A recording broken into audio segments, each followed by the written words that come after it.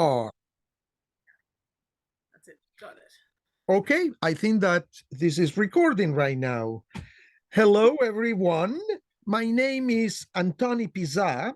I'm a musicologist and a writer. I'm also the director of the Foundation for Iberian Music at the City University of New York. And I'm a member also of the doctoral faculty in music. I have worked and taught at the City University of New York for over almost 30 years, over 25 years. I don't know exactly, really. And today I have the great honor of speaking with Allegra Giagu. She is a singer and a scholar. She's also the creative producer and artistic director of Mamas Bravas. We'll know more about this ensemble soon. She has spent the majority of her career in the UK and in Europe and joins us from Australia, where she is undertaking a PhD in 18th century Spanish music theater. Allegra, it's a great honor to speak with you once again, and specifically about this repertoire that you have studied and sang and performed for quite a few years. This is music that you know intimately because of your scholarly work on the one hand, but also as a practicing musician, as a singer and a performer. So tell me, Hi. yes, tell me, go ahead.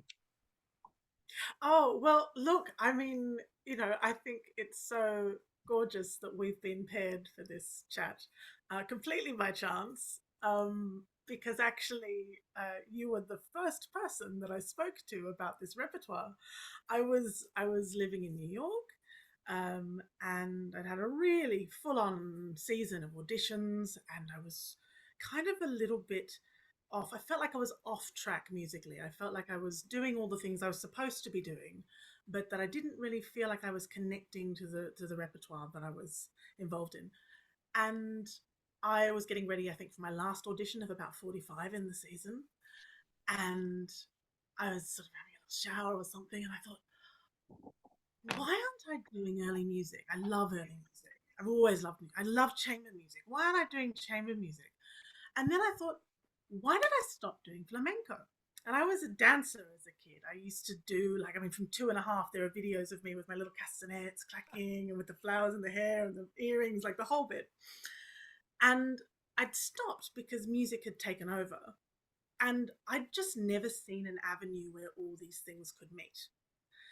And there I was getting ready for this audition.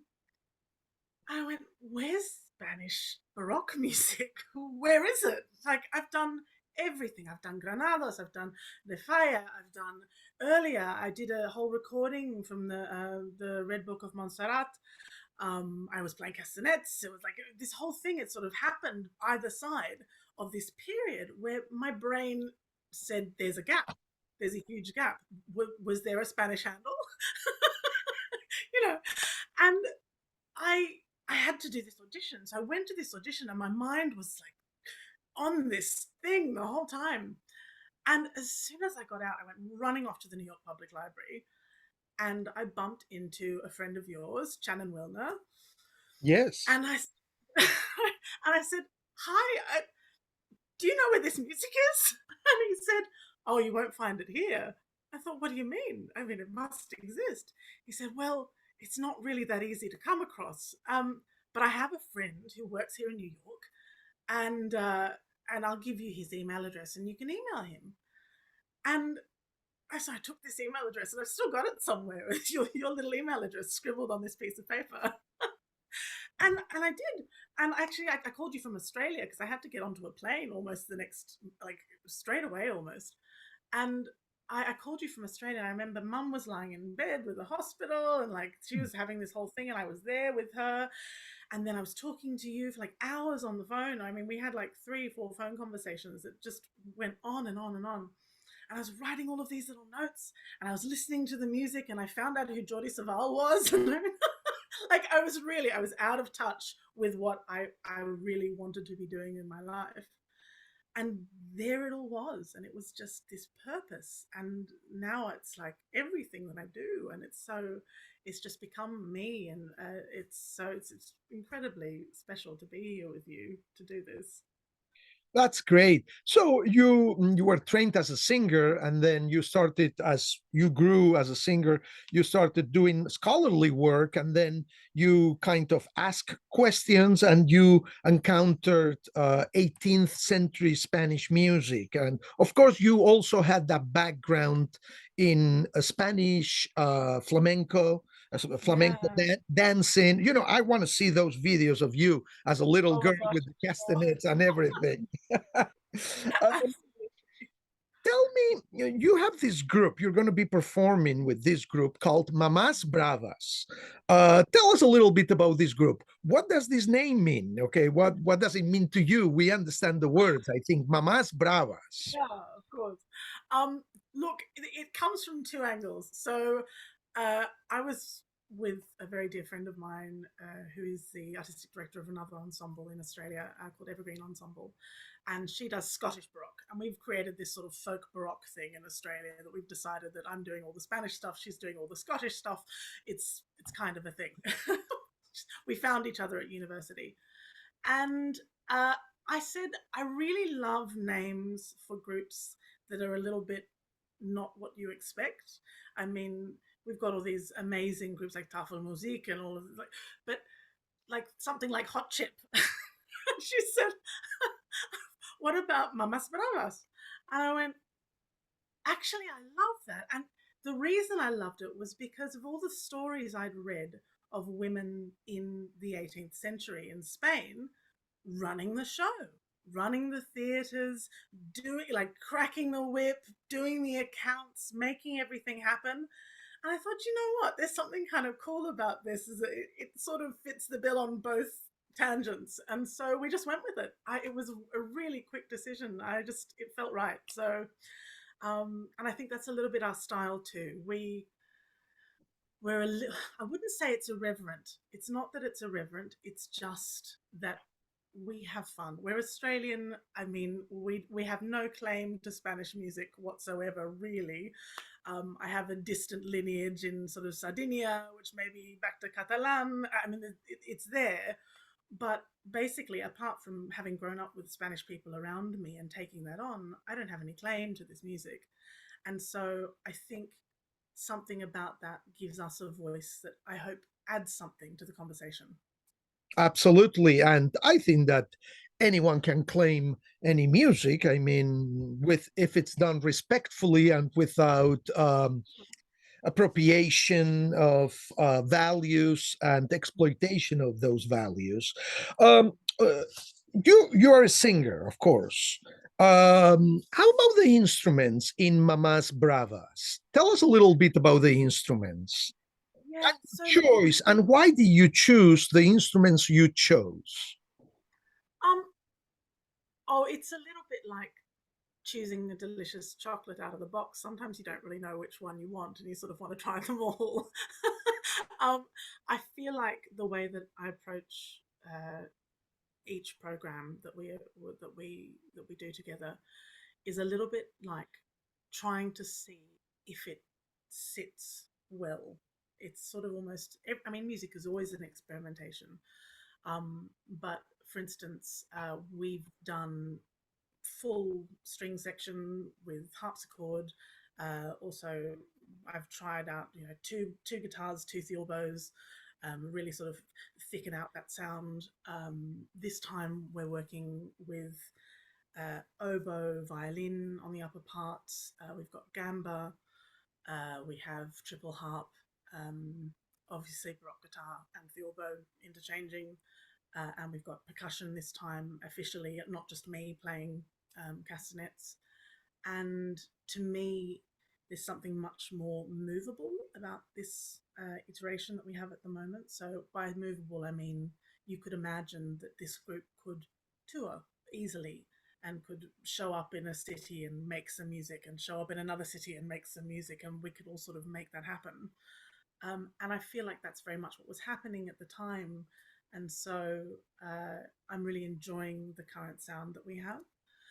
And we all know each other from Australia's a very intimate music scene, especially in the early music scene. And so a lot of us in various iterations end up in each other's groups all the time. So we're all playing together all the time. And so even though sometimes we function almost like a scratch orchestra, we all know each other very well.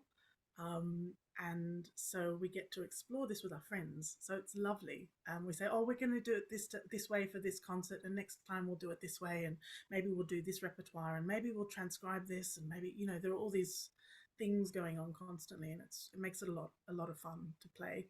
Yes, absolutely. And I guess that one of the differences that you're contributing when you think about 18th century Spanish music, the way you perform it, and 18th century European music in general, is that you are not using the harpsichord in the continuo section, the back. Not this time. Not Yeah. this time. I'm not saying you should or you should not or anything. But I mean, that probably would be the subject of a few dissertations.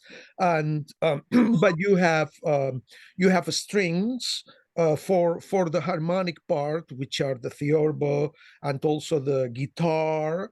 And also you have the harp, which for a lot of the things that we know, the harp was frequently used as a continuo or a kind of a supporting instrument. So I'm looking forward to listening to your versions of this music and see how all this works out. I'm sure that it works out really, really well. Now, as far as the vocal part, tell us a little bit, what do you do with your voice? For example, more specifically, do you use an operatic voice to perform this music? Now, this music is in Spanish, so that's an important fact. It's not in Italian or German. Besides coming from Spain, obviously, it is in Spanish. The text is in Spanish, so that in itself amplifies or limits or determines or informs the maybe it informs the kind of vocal timbre.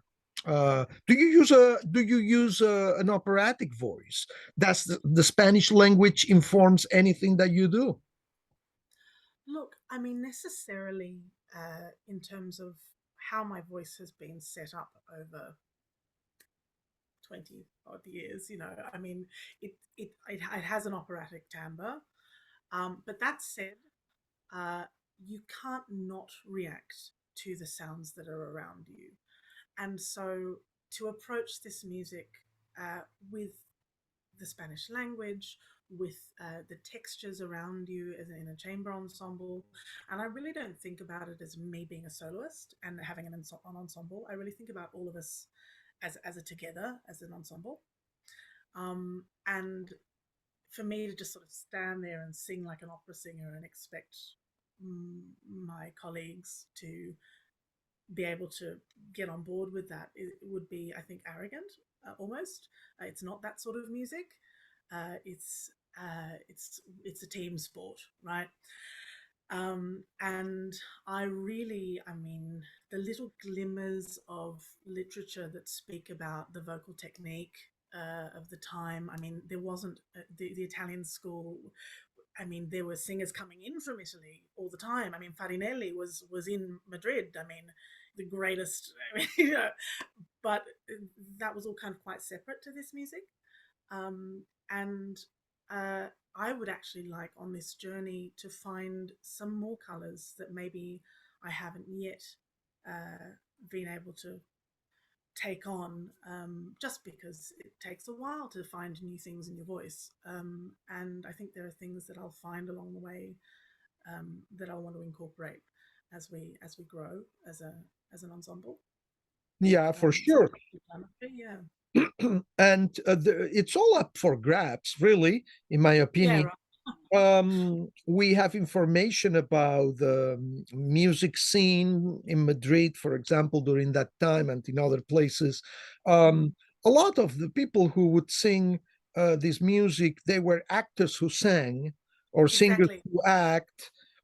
And So dance and play castanets and and did then everything. exactly Yeah. dance, and so there were also impresarios in the sense Yeah. that they and as you said, there is always the important role of women, but because that they kind of did everything, and Mm. probably they had families too also, besides doing the They act. still do. Yeah. Yeah. Also, I think that this music allows for it allows for vocal flexibility, to call it Yes. something. What you just said, operatic, less, more, Broadway voice, whatever you want to call it. Whatever. But it also allows for formal flexibility. The Spanish form of the estribillo, which is the chorus or the Mm. repeated part, Yeah. that kind of holds a lot of this music. Um, so there is that chorus that kind of repeats same lyrics, same music, and kind of puts Mm. everything together. And how you repeat that, how many times, you know, there is a lot of flexibility. Maybe you could talk a little bit about that. Is there anything special that you do or you don't do, or um, Look, I I mean, yes, in the sense that I mean, for me, a lot some. It's funny because there's this. On one hand, you've got this very sort of almost simplistic melodic line, enabling these singer, dancer, actors to sing, dance, act, do all of those things within the music. And then sometimes you get these really virtuosic uh, passages where you realize that actually they would have had to have had technique. They would have had to have been able to sing. It couldn't have just been sort of one or the other. And so I find myself in this kind of hovering between really needing to think about it and really needing to sing well, and to think about operatic technique almost, versus these kind of dance forms where I'm able to sort of say, oh, let's do another repeat of this. Let's do this again. Hey, I do castanets this time round, and you can play the gamba and you play the melody line, and then we'll come back in and we'll sing the thing. And you can be really flexible with those things. Um, so actually, for me, that's a perfect balance because actually, that's kind of what I love. I love to not just be one or the other and just commit to like the one. It's lovely to have the freedom. you're kind of a co-create. I mean, you're always, as a performer, you're always a co-creator, but in this case you are even more of a co-creator. There is so many elements that you can, like a Lego, you can Yeah, exactly. compose the way you want, the way I see it, at least. um Absolutely. yeah, and also a lot of this music for those, for the audience who might not be very used to this kind of repertoire. A lot of this music falls into genre categories such as zarzuela. Yeah. Let's take zarzuela. Zarzuela could mean many things, right?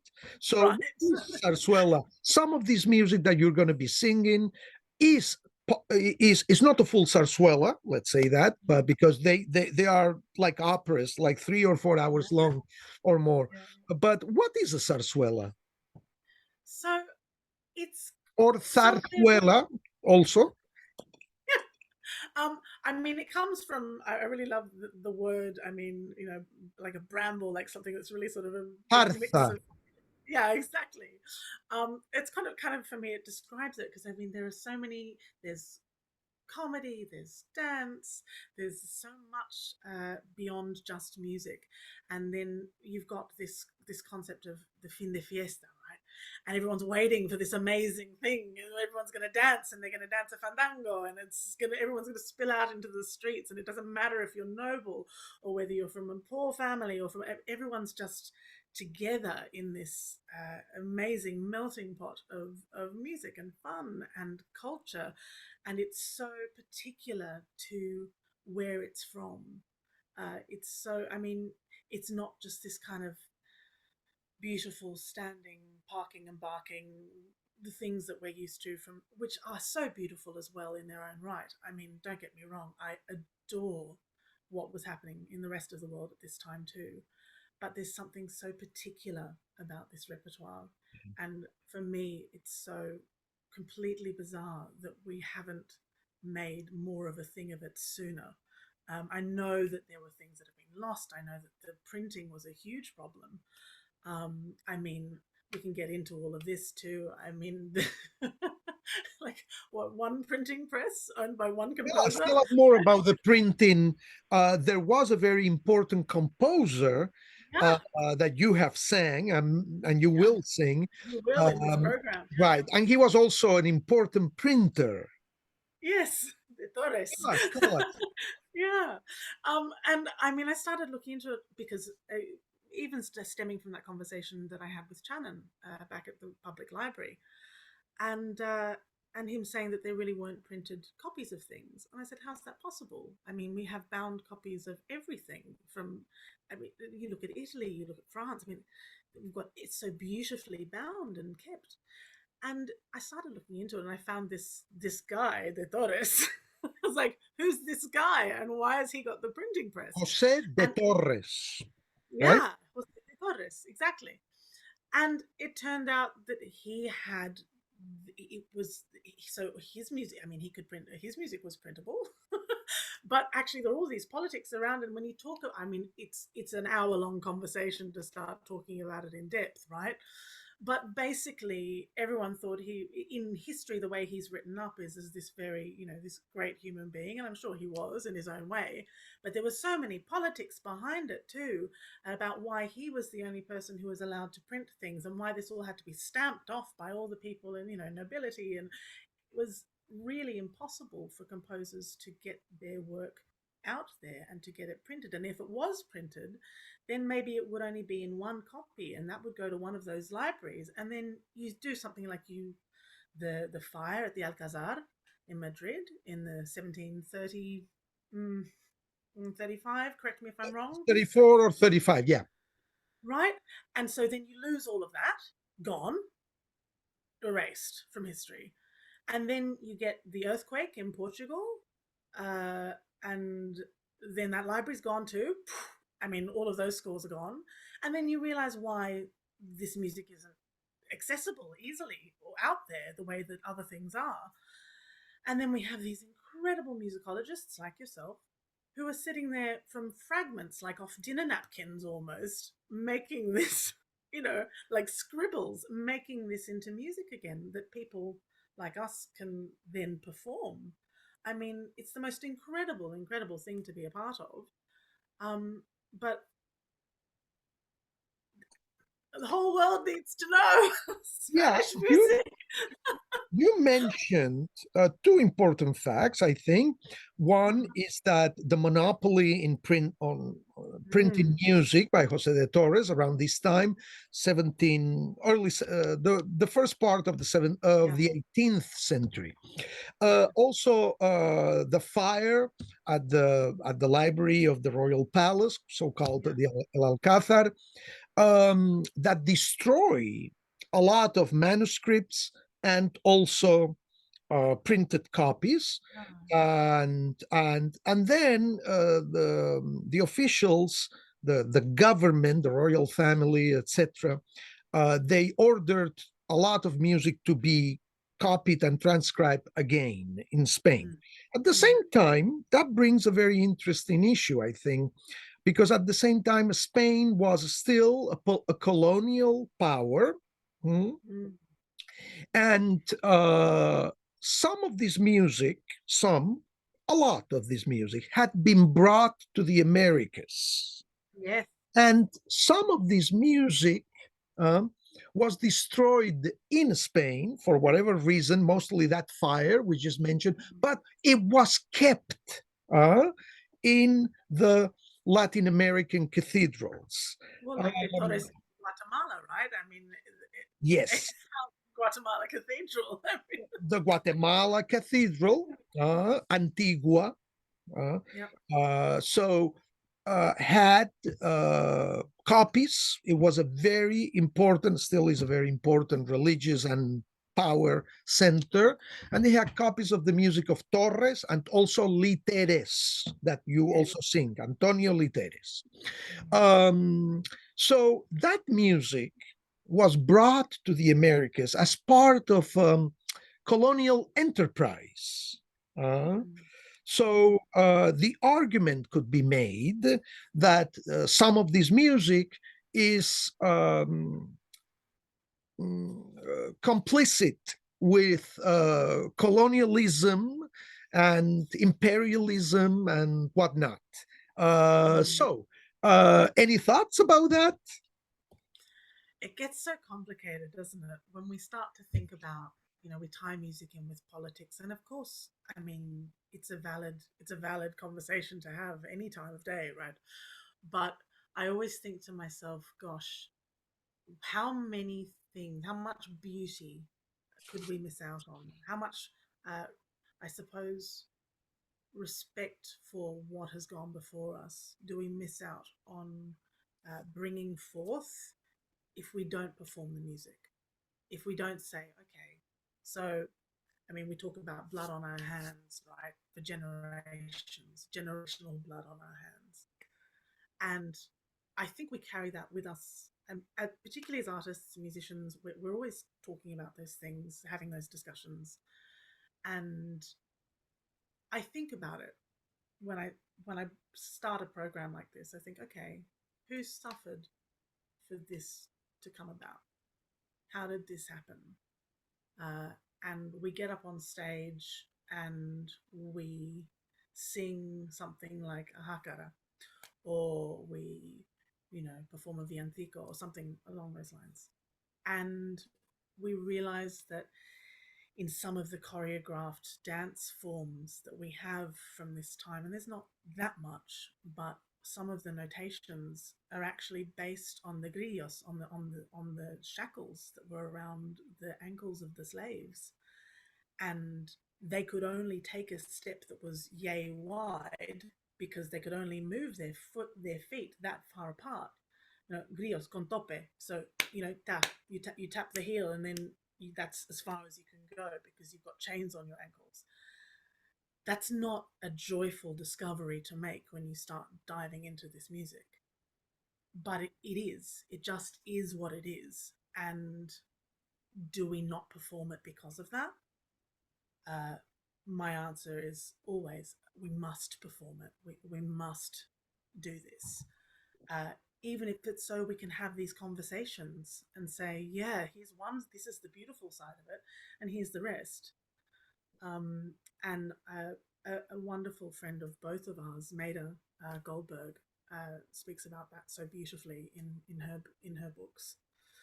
And I am always open for that conversation, and I think it's a really important one to have. But yeah, so there's a lot in that. I think you and I probably would agree that there is no reason to cancel this music. No, no. I mean, cancel culture, but Since we are still bringing back a lot of this music, we're trying to bring it back with a political and social conscious.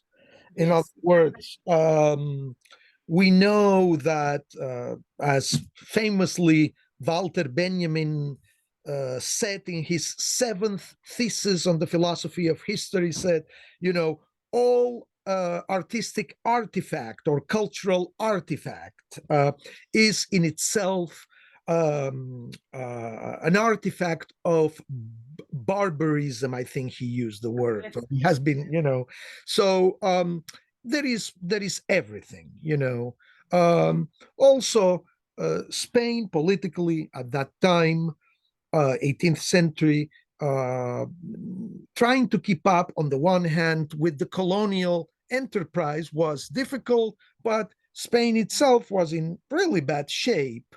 One of the things was the constant rivalry between the two lineages in the monarchy, the Habsburg and the yes, and the Bourbon. And musicians suffered because of those political Ooh, changes, yeah. like Duron from the same time. Child. He, yeah, exactly, exiled and he got fired. And then another of our composers, Literes, got the job first as Yeah, a provisional job, interim yeah. job. Also, anyway, all these politics do affect the music. Um, Back to the music itself, you mentioned some of these dance movements or dance genres. You mentioned the hakara. Mm. There is also the seguidilla. There is Yes. also the super famous, of course, folia. Uh, Tell us a little bit about this because you're also a dancer. Oh, So, that's really generous. I don't know that I can call myself a dancer anymore. Um, I was a dancer, and now I'm interested in dance. I think basically when I first heard this music, and it was a Jordi Savall recording. It was something absolutely gorgeous from one of his sort of just pre this era. But I went, oh my gosh, this is dance. This is dance music. It has to be dance music. And so I started looking for somebody who specialized in the dance of the era. You very sweetly connected me with Maida, and she was incredible and is incredible. I adore her. And then she connected me with Ana Yepes, who is the daughter of Narciso Yepes, the guitarist. I mean, that's really minimizing what he did, but you know, that was his instrument. And Ana teaches Spanish Baroque dance alongside everything else, every other type of dance you can imagine. And I went to visit her in France, and the one of the first dances we started doing was a hakara. And I said, this is flamenco. Like it was so like straight away. It sounded the steps. I mean, there were so many things, and I said, is this where it comes from? I mean, is this where this the lineage? And she's like, well, it's really difficult to say because flamenco is like this melting pot of everything, right? There's so many things that come up to make flamenco. But basically, here's one ancestor, here's one string, here's one thing that we can pull on, right? And so I'm learning this hakara. I think this is incredible. Like this is exactly what I imagined it to be. And then we're doing españoletas and the folia and you realize that what you're singing translates directly to the dance in a way that I think intimately I hadn't really thought about, gavottes and minuets and things. I mean, you sort of, as a musician, you're always coming across those things, but I'd never bothered to go and dance them. And there I was in this studio with Anna, actually dancing these dances and realizing that the music that I was uncovering in my research was tied in, deeply tied into this. And so I went, well, so why wouldn't I dance when I do this? And so my sort of long-term project here is that actually I will dance as well as sing, as well as castanet, as well as because actually that's being true to what was happening in this music. mm, So that's sort of my long-term project. I'm definitely not dancing this time round. I mhm, mean, I wiggle a bit, but I'm not dancing. um, but yeah, I mean, that's sort of that's. It seems necessary. It seems like a must. mhm. So And put a pin in it. Future programs. and for the audience who might want to listen for something to grab on, um, uh, and that makes this music special. Very often it is said that a lot of these dance movements or genres, like the seguidilla and the hakara, they have one of their characteristics, the triple meter, 1 2 3, 1 2 3, 1 2 3, right? And sometimes the himiola, mixing the three and the two, which is, as they always say, the I want to live in America, that Yeah. right. So is there a little bit of that in the music that you're going to perform? Is there a lot of triple meter, as we call it? Is there a lot of 1 2 3, 1 2 3, one Yeah. two three? there's a lot, and sometimes I think to myself, "Gosh, have we done this too many times in this concert?" It's like, "Oh, we're dancing again. So Sorry, that's we're why, dancing again." yeah, that's so that we could say, as long as we you can generalize, of course, that this 1 2 3 1 2 3 is the profile is one of the profiles of Spanish music, at least from that time, and sometimes also the 1 2 3 plus 2, 1 2 3 Yes, 1 2 plus 1 2, yeah, yeah, and uh, also when I get my castanets out, that's usually something yeah. something fancy is happening. Uh, Another thing also is like we spoke about the estribillo, the repeated part in some of these vocal pieces, with the chorus, if you want to call it. So, and that is something that is quite mm, present in Spanish music from that time, and then little by little, the recitative and aria, which was kind of an Italian invention. Yeah. The aristocrats and the noble, the royalty, and the people who, and also the middle class, because the middle class did consume this music in those special theaters called corralas, right? Yes, yeah. Right. So, so these people could actually, because they paid the ticket, or at least they had a voice, and they started demanding more and more recitatives and arias, and less estribillos. So Spanish music changed and became more and more like the Italian counterpart. Correct? Are we going to hear some of that? Yes, absolutely. So this program, I think, has a really nice mix of both, and particularly the literes.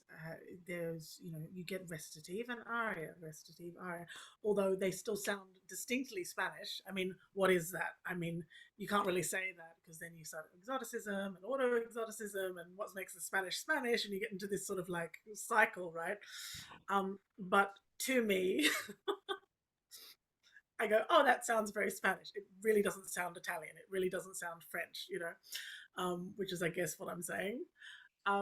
They're distinct. There's something really distinct about it. And I hope we're sort of highlighting that a bit by adding, and maybe it's a bit naughty, but adding percussion the way we have for this program.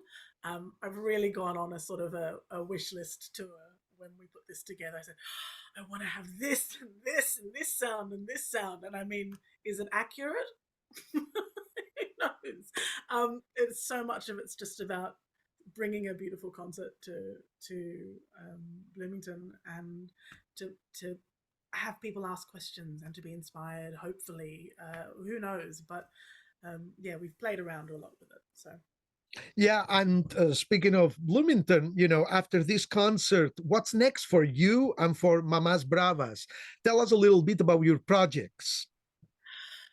so we've got a little sneaky preview of the next program we're working on, but I can't tell you about it because otherwise I'll ruin the surprise. But No spoilers. basically, the end of this concert is a sort of a signpost for what we're doing next.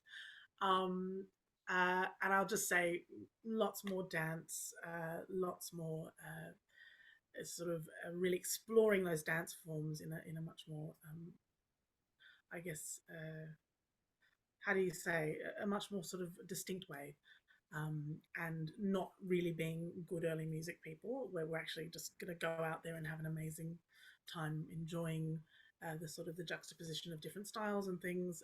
There might be some Middle Eastern influences too, but we're just nailing down how that's all going to work. So I won't give you too much.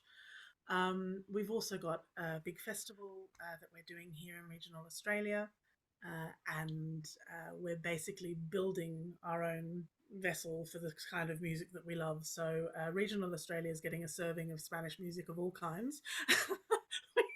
We're hoping to put an opera next year, a whole sort of chamber music festival attached. So, far and wide, we'll be calling for expressions of interest too. So if you want to come to Australia and do some beautiful early music, let me know. Send me an email. And yeah, I mean, personally, we've got an album to record.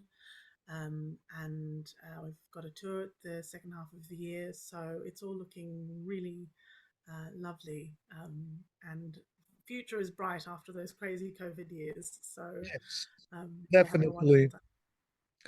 Well, I'm afraid that we're out of time. I want to thank you, Allegra, for this enlightening talk. And I'm really looking forward to be listening to your program. So that's going to be very, very interesting. Hopefully, we touch on a few issues that your program presents, and some of them a little bit challenging, and from a political point of view, from a performing point of view, from a vocal point of view, since you're going to be singing. But it will all be very, very nice, I believe. So thank you so much to Bloomington Early Music and to Shepperton Arts Festival for putting this conversation together, and of course the concert that this conversation is supposed to accompany, and in general for bringing this early music project to fruition. So thank you, everyone. Thank you, Bloomington, and thank you especially, Allegra, for being a great sport with this conversation. Thank you so And much. Thank you for having me. all right.